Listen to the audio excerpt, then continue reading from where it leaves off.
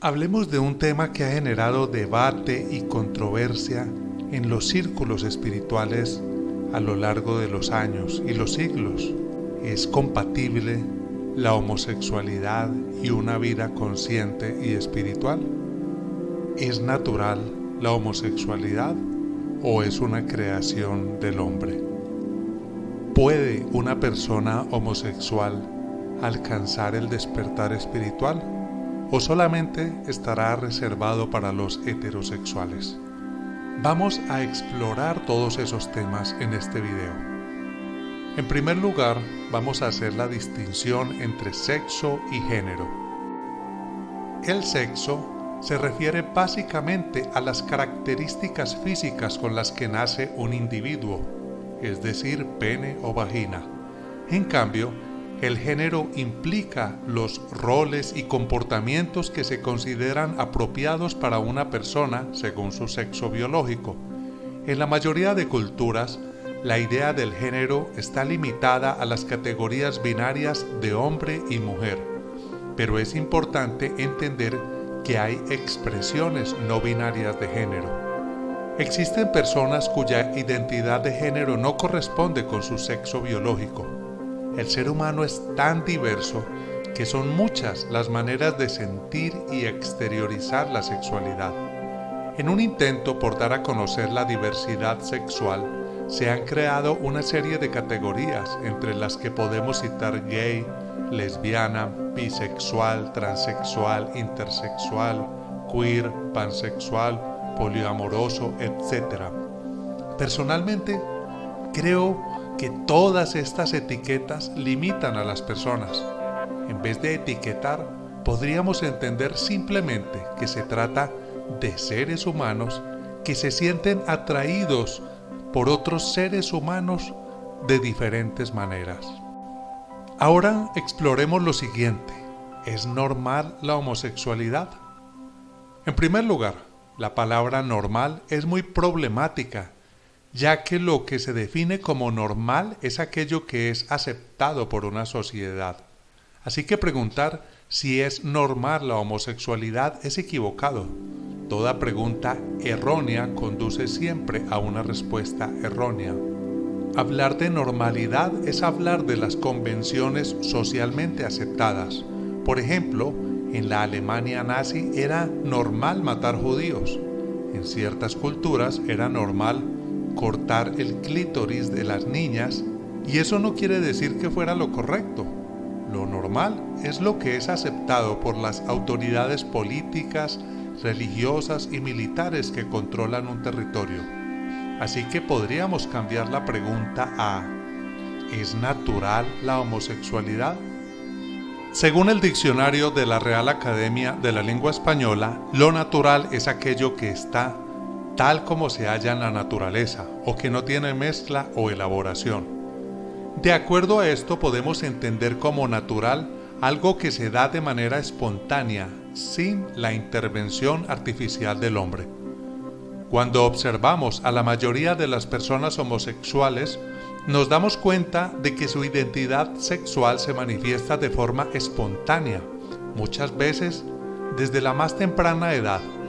De acuerdo a la Academia Estadounidense de Pediatría y a la Asociación Estadounidense de Psicología APA, la orientación sexual abarca una combinación compleja de factores biológicos, psicológicos y ambientales. Además, los científicos creen que los genes de una persona y los factores hormonales innatos desempeñan un papel importante. La mayoría de los expertos médicos creen que, en general, la orientación sexual no es algo que una persona escoge voluntariamente. En cambio, se trata de un aspecto innato de quién es una persona. De acuerdo a esto, mienten quienes dicen que la homosexualidad es un producto artificial de nuestra cultura y que son los jóvenes quienes deciden volverse homosexuales debido a una moda. La homosexualidad ha existido siempre, en todas las épocas y culturas. Si parece que antes había menos personas homosexuales, es porque durante siglos estos individuos se han reprimido debido a la persecución en su contra. Incluso muchos de ellos han llegado a casarse y tener hijos con personas del sexo opuesto, únicamente con el fin de ser aceptados por la sociedad. Algunas personas señalan que la homosexualidad no es natural porque en la naturaleza solo existen machos y hembras y supuestamente los animales se comportan de acuerdo a su sexo. Esto no es cierto. La homosexualidad y bisexualidad aparecen en los animales mucho más de lo que la gente imagina. En una investigación de la Universidad de California se encontraron comportamientos homosexuales en todas las especies analizadas: el bisonte americano, el bonobo, delfines, elefantes, hienas, jirafas, leones, ovejas, perros, patos, cisnes, pingüinos, gaviotas, ibis, buitres, palomas, lagartijas, insectos, arácnidos, moscas, libélulas y chinches.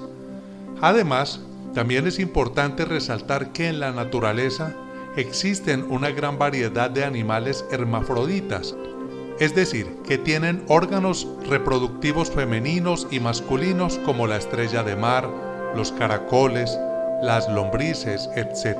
En conclusión, la homosexualidad y cualquier otra manera de sentir y expresar la sexualidad es natural cuando se manifiesta de forma espontánea. En ese sentido, lo que no es natural son los tratamientos y terapias de conversión para tratar de curar la homosexualidad.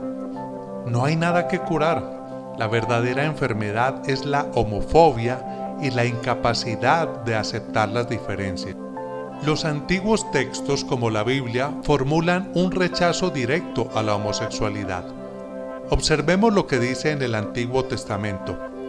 Si alguien se acuesta con un hombre como si se acostara con una mujer, se condenará a la muerte a los dos y serán responsables de su propia muerte, pues cometieron un acto infame. Además de la homofobia, la Biblia también promueve otras conductas como el genocidio. En Deuteronomio capítulo 20, versículo 16 dice: Pero de las ciudades de estos pueblos que Jehová tu Dios te da por heredad, ninguna persona dejarás con vida. Los destruirás completamente como el Señor tu Dios te ha mandado: heteos, amorreos, cananeos, fereceos, jebeos y jebuseos. O en Números 31:17: Matad pues ahora a todos los varones de entre los niños, matad también a toda mujer que haya conocido varón carnalmente. La Biblia también promueve el machismo. En Levítico capítulo 12 versículo 1 dice: Cuando una mujer dé a luz y tenga varón, quedará impura por 7 días, como en los días de su menstruación, será impura. Pero si da a luz una niña, quedará impura por 2 semanas, como en los días de su menstruación, y permanecerá en la sangre de su purificación por 76 días. Miren qué interesante es esto. Una mujer, por el solo hecho de tener un hijo, automáticamente es impura, pero si ese hijo es mujer, sería doblemente impura. ¿No es esto una muestra de machismo? O vámonos al Nuevo Testamento. En la primera carta de Corintios capítulo 34 dice: Las mujeres guarden silencio en las iglesias, porque no les es permitido hablar. Antes bien, que se sujeten, como dice también la ley. Si quieren aprender acerca de alguna cosa, pregunten en casa a sus propios maridos, porque a la mujer le es impropio hablar en la congregación. Pasemos ahora a Eclesiastes capítulo 7 versículo 28. Por más que busqué no encontré, entre 1000 se puede encontrar un hombre cabal, pero mujer cabal ni una entre todas. De aquí que si consideramos que la Biblia es la palabra literal de Dios, entonces Dios aprobaría no solo la homofobia, sino también el genocidio y el machismo. Para entender cómo un libro religioso puede contener ideas tan arcaicas, es importante saber que la Biblia fue escrita por hombres que estaban impregnados por la cultura, los prejuicios y los estereotipos propios de su época. El Dios de la Biblia, especialmente en el Antiguo Testamento, es un Dios hecho a imagen y semejanza de los hombres. Los prejuicios en contra de los homosexuales atribuidos a Dios en realidad fueron una forma de proyectar los mismos prejuicios de los autores de ese libro. Si quieres que un prejuicio tuyo se convierta en ley, di que fue idea de Dios. Eso le dará mucha credibilidad. Pero el mensaje de Jesús es diferente. Él llega para romper con las prácticas judías que son contrarias al amor universal. En vez de juzgar a otros, su mensaje se centra más bien en enseñar a amar de manera incondicional. En Mateo capítulo 5, versículos del 43 al 48, Jesús dice: Habéis oído que se dijo, amarás a tu prójimo y odiarás a tu enemigo. Pero yo os digo, amad a vuestros enemigos y orad por los que os persiguen, para que seáis hijos de vuestro Padre que está en los cielos, porque Él hace salir su sol sobre malos y buenos, y llover sobre justos e injustos. Porque si amáis a los que os aman, ¿qué recompensa tenéis? ¿No hacen también lo mismo los recaudadores de impuestos? Y si saludáis solamente a vuestros hermanos, ¿qué hacéis más que otros? ¿No hacen también lo mismo los gentiles? Por lo tanto, sed perfectos como vuestro Padre Celestial es perfecto. Ahora bien, vamos a la siguiente pregunta. ¿Es la homosexualidad contraria a la espiritualidad? A lo largo de la historia, el ego humano siempre ha querido crear división con la consigna: nosotros somos mejores que ellos. Con esta idea, se ha discriminado a personas por el color de la piel, el sexo, el origen, el color político y las creencias religiosas. Puesto que la orientación sexual más difundida tradicionalmente es la heterosexual, en la que se relacionan dos personas del sexo opuesto, esto ha dado lugar a rechazar a los que sean diferentes. El ego dice: nosotros, los heterosexuales, somos mejores que ellos, los homosexuales.